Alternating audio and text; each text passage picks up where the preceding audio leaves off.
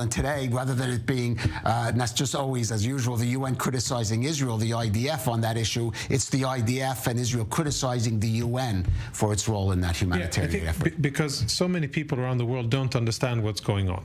If we zoom out for a second, Israel has been trying to evacuate civilians from the battlefield 3 weeks before our maneuver in northern Gaza started. That's the best possible way of not killing civilians, is having them out of the battlefield. That's the safest you can be.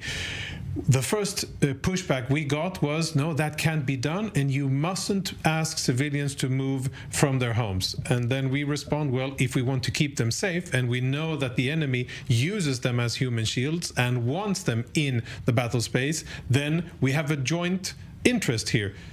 Humanitarian organizations and the IDF should jointly help people temporarily relocate out of the battlefield so that they could be safer in a certain area.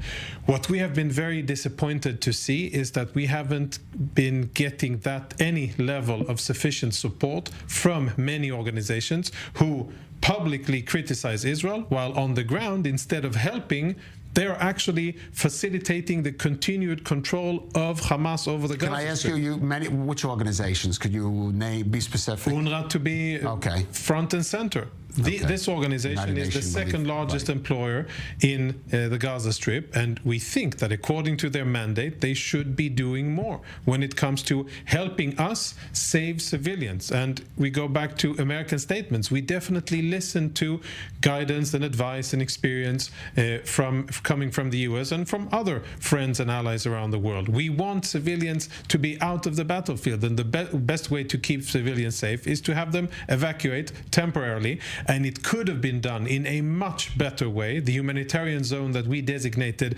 northwest of Khan Yunis in the Muasi could have been up, ready, furnished, and equipping all of the temporarily displaced Palestinians, or at least many of them, with proper shelter, food, medicine, and housing for a short period of time. Instead, what we're having now is extremely complex situation on the ground.